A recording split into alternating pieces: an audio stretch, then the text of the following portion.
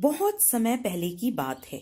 चंपारण के पास एक छोटा सा गांव था जहां पर नागू नाम का दूध वाला भैया रहता था। उनके पास बहुत सारी भैंसें थी। वे उन्हें बहुत प्यार करता था। वह अपने गांव में घूम घूम कर भैंस का दूध बेचा करता था। गांव वाले नागू का बहुत सम्मान करते थे क्योंकि वह बहुत ही ईमानदार व्यक्ति था। वह दूध में कभी भी पानी नहीं मिलाता था, इसलिए गांव में सभी लोग उससे ही दूध खरीदा करते थे।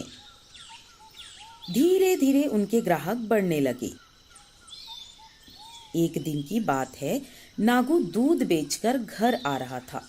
तभी एक व्यक्ति ने उसे आवाज दिया, अरे नागू भैया, जरा दूध तो देना। माफ करना भैया, दूध तो खत्म हो गया है।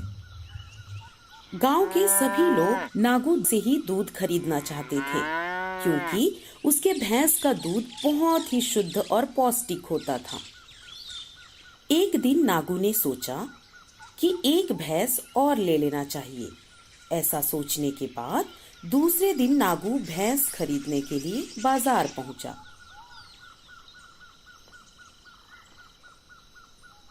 अरे नागू भैया, कैसे हो? बहुत दिनों बाद दिखाई दिए।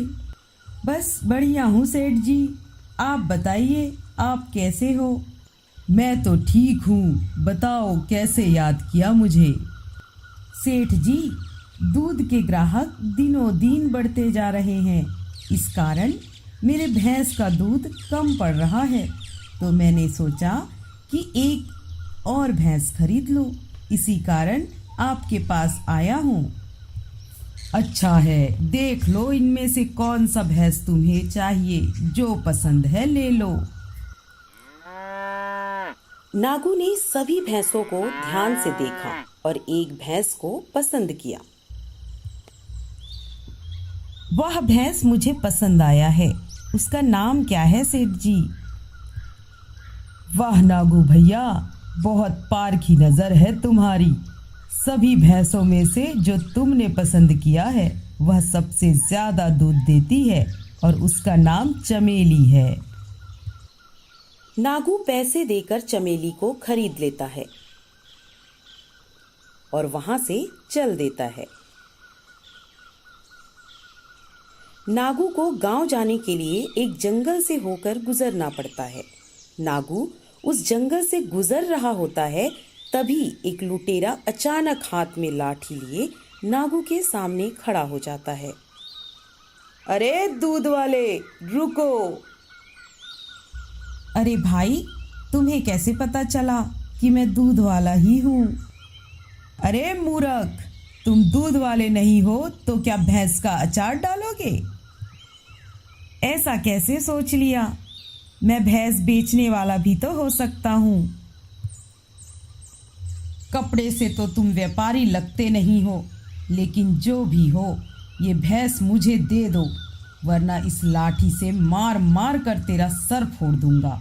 और ज्यादा होशियार बनने की कोशिश मत कर, समझे? नागू बेचारा डर गया और कुछ सोचने लग गया। जल्दी करो। ठीक है, ये लो भैंस। तुम सच में बहुत मूर्ख हो, इतनी आसानी से मुझे भैंस दे दिया। तुम बहुत ही डरपोक लगते हो। हा हा हा हा। अरे भैया, लाठी से मार खाने से अच्छा है भैंस ही दे दे, और मार खाने के बाद देता तो मूर्ख ही कहलाता। अब भागो यहाँ से, नहीं तो मार खाओगे। नागू थोड़ा सोचने के बाद बोला, भैया, हमने आपको अपनी भैंस तो दे दी, पर अगर मैं खाली हाथ घर गया तो मेरी बीवी मुझे बहुत मारेगी। अगर आप मुझे अपनी लाठी दे दे तो बहुत अच्छा होता। लुटेरा थोड़ा सोचता है। तुम सच में मंदबुद्धि हो, ये लो लाठी।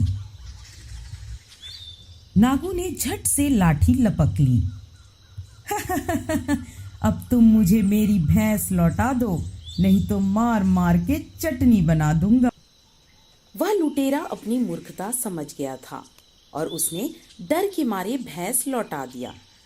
जिस लाठी के बल पर उसने भैंस लिया था वही लाठी नागू के पास जा चुका था।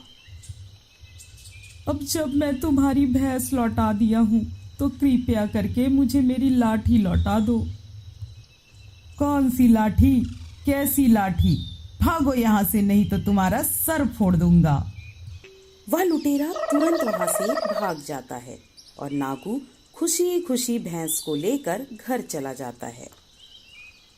तो बच्चों, इस कहानी से हमने क्या सीखा कि जिसकी लाठी उसकी भैंस।